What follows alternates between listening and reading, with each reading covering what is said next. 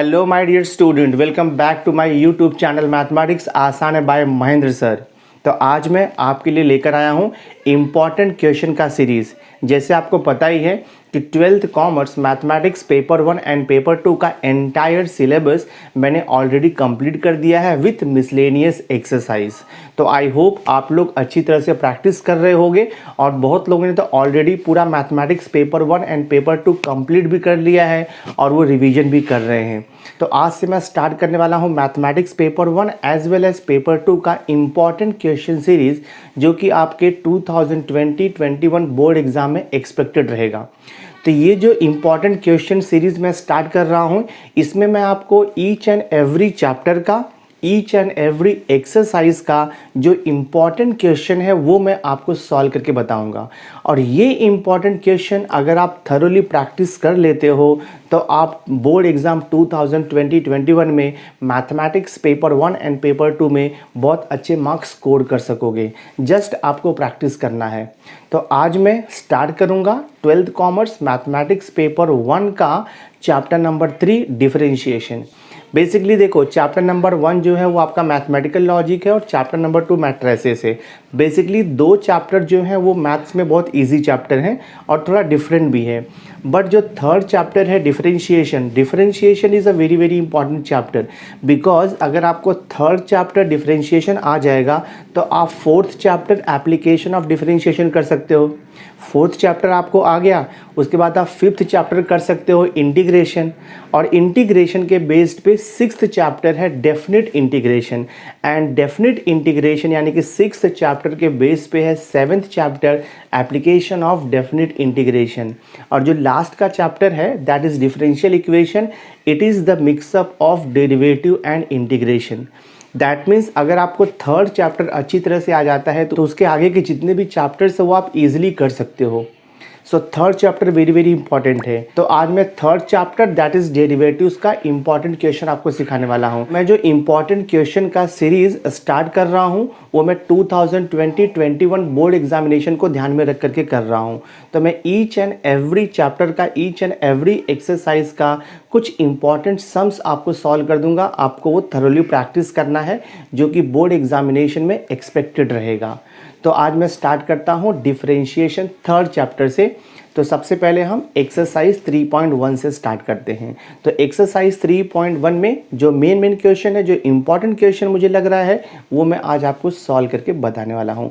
So video lecture बहुत important होगा, video पर एंड तक बने रहना। और अगर आपको वीडियो अच्छा लगेगा इसे लाइक करके मैक्सिमम स्टूडेंट्स को शेयर कर देना।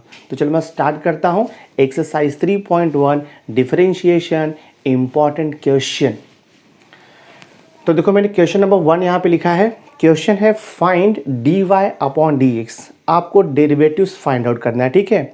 तो आपको बेसिक तो सब पता ही है, जो फॉर्मूलेज हैं डेरिवेटिव्स के, बेसिक फॉर्मूले जो हैं, कंपोजिट फॉर्मूले हैं, वो सब तो आपको पता है। तो मैं डायरेक्टली यहाँ पे सम स्टार्ट करूँगा, बिकॉज अगर आपको पूरा बेसिक स्टडी करना है तो ऑल द वीडियोज़ लेक्चर्स मेरे यूट्यूब चैनल पर अवेलेबल है, आप जा करके वहाँ से स्टडी कर सकते हो, ठीक है। तो क्वेश्चन नंबर 1 है find dy upon dx। First question देखो यहाँ पर है y is equal to under root x plus 1 upon x.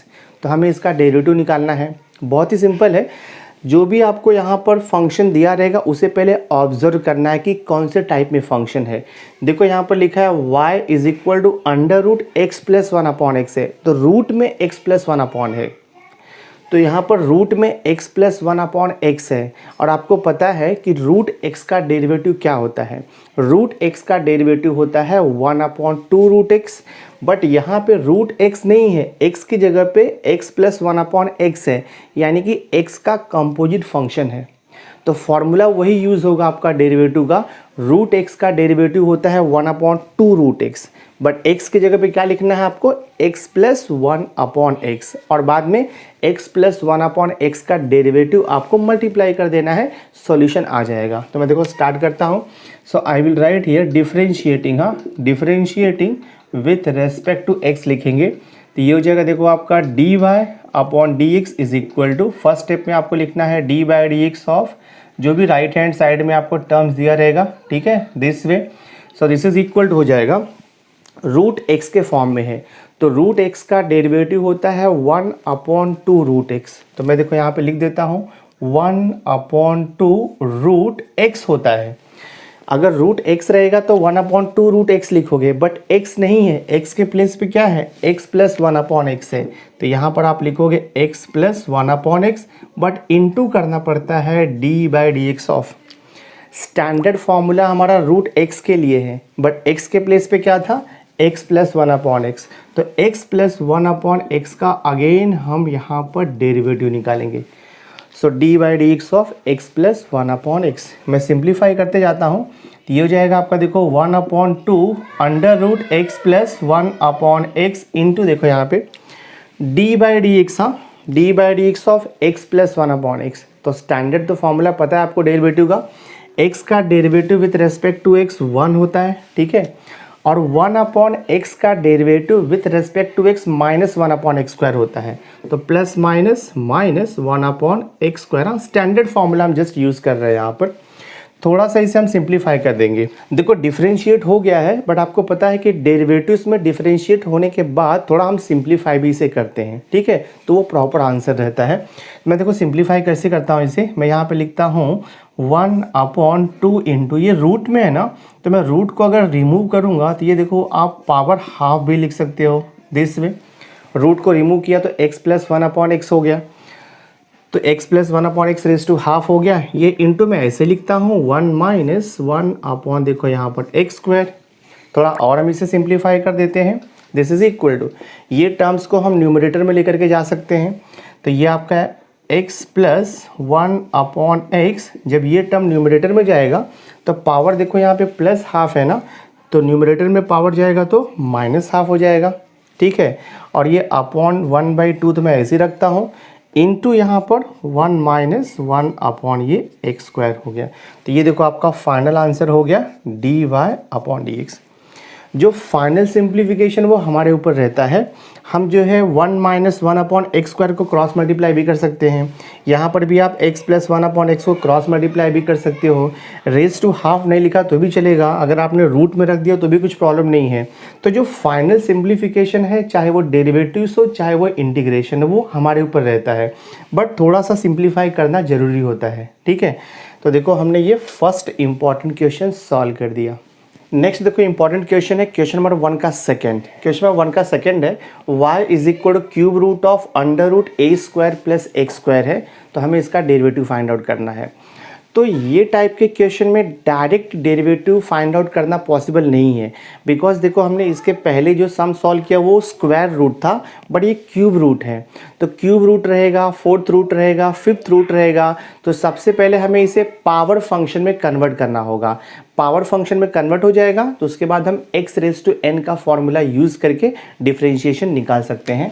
तो मैं देखो पहले इसे सिंप्लीफाई कर लेता हूँ। y is equal to a square plus x square, cube root है ना, तो क्यूब रूट को हम 1/3 भी लिख सकते हैं। स्क्वायर रूट रहेगा तो आप पावर 1/2 लिखते हो, बट अगर क्यूब रूट रहेगा तो हम पावर 1/3 लिखते हैं, ठीक है।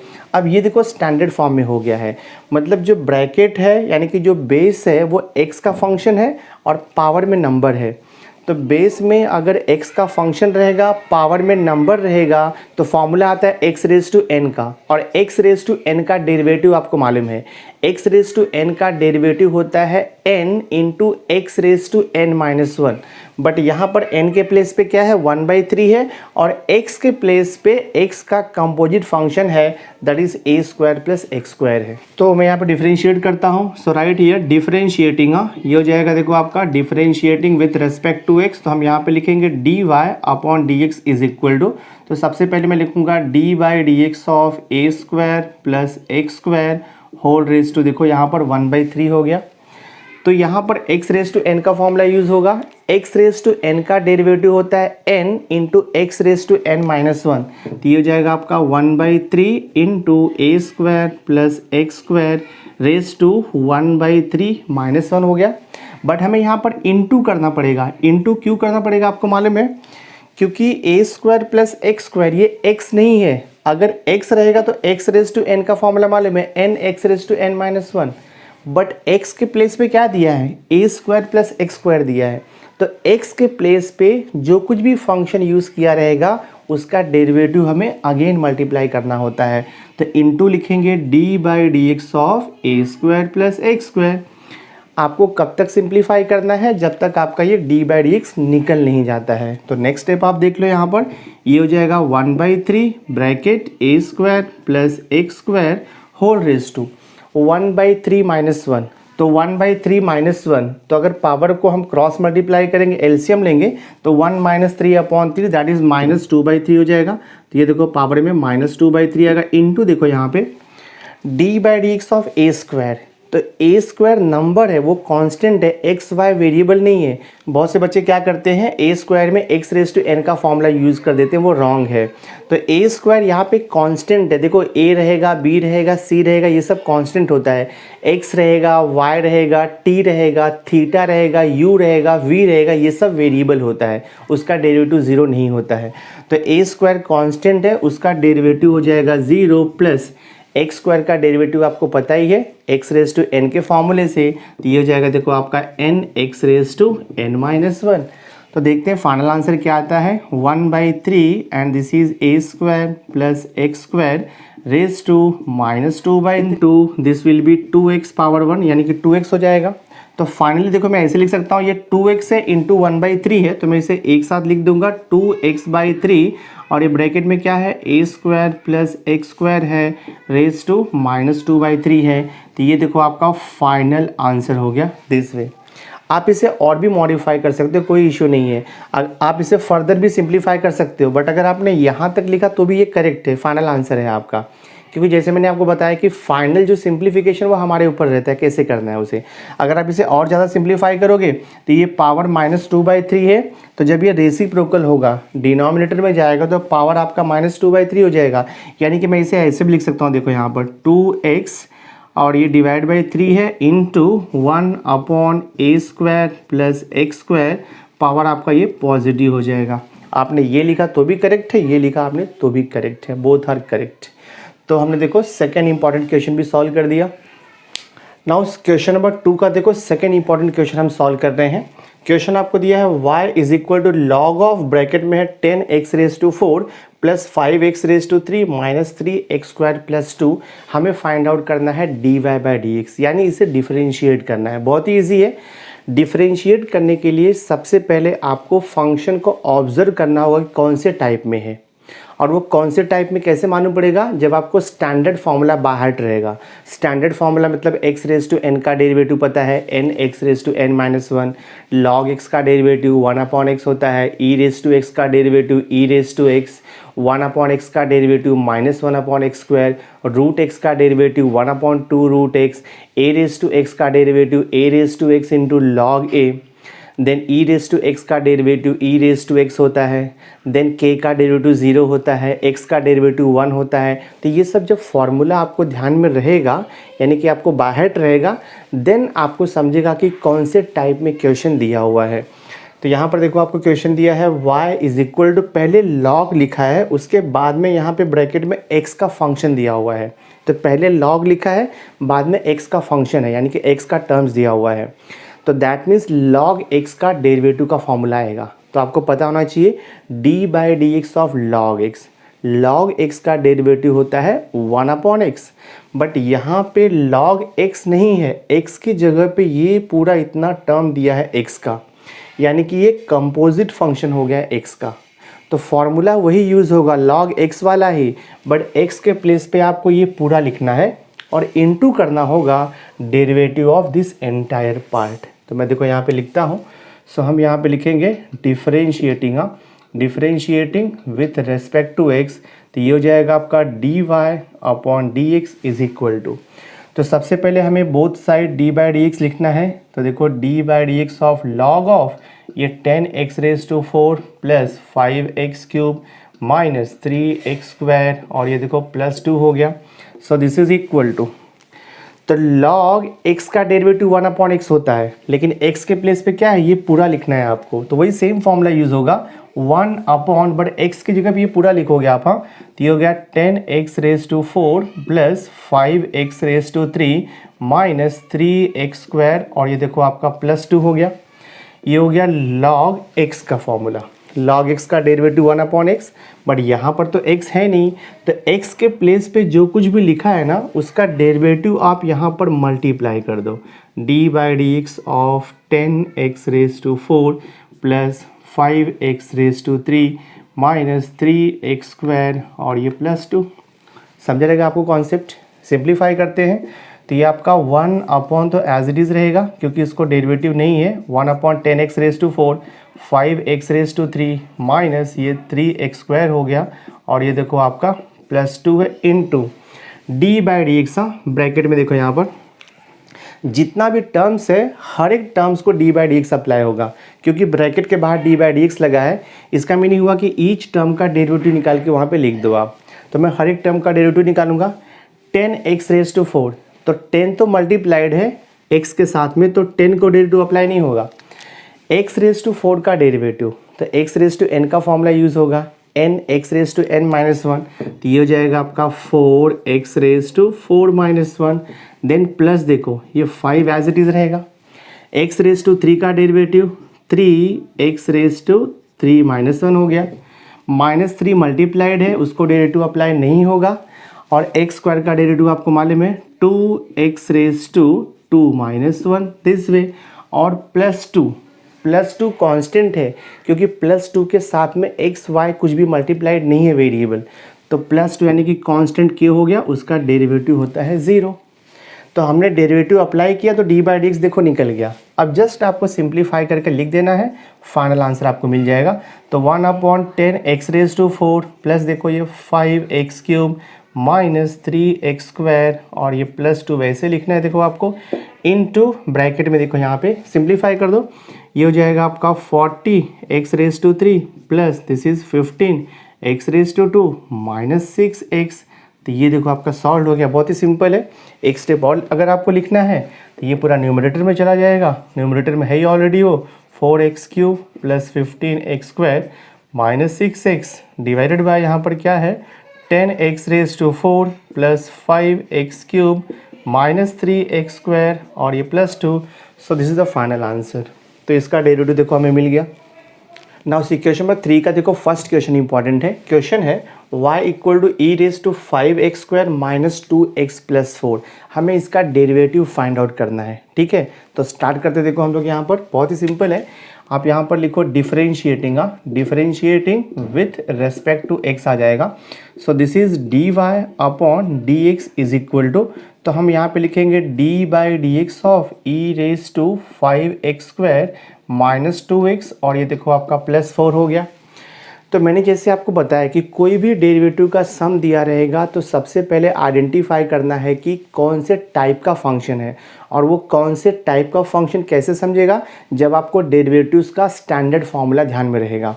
तो हमारे पास देखो डेरिवेटिव का फार्मूला है e⁵x का, यानी कि बेस में अगर e रहेगा और पावर में x का कोई भी फंक्शन रहेगा तो वो e⁵x के टाइप में है। और आपको पता है कि e⁵x का डेरिवेटिव e⁵x होता है, लेकिन x के प्लेस पे क्या लिखा है, ये पूरा लिखा हुआ है ना यहाँ पे x के प्लेस पे, ठीक है। So this is equal to, तो e⁵ कुछ भी रहेगा उसका डेरिवेटिव वही आएगा, हाँ e⁵5x² - 2x + 4 आएगा, बट हमें इनटू करना पड़ेगा d/dx ऑफ। मैंने आपको बताया है कि हमारा जो डेरिवेटिव का स्टैंडर्ड फॉर्मूला सिर्फ e⁵x के लिए है। अगर e⁵x रहेगा तो e⁵x आएगा उसका डेरिवेटिव, लेकिन x के प्लेस पे जो कुछ भी रहेगा उसका डेरिवेटिव आपको सिंपली मल्टीप्लाई कर देना है। तो x के प्लेस पे क्या दिया है यहाँ पर, x के प्लेस पे दिया है 5x² - 2x और ये देखो आपको +4 दिया हुआ है। So this is equal to e⁵5x² - 2x + 4, तो आपको वैसे ही लिखना है, इनटू देखो यहाँ पे।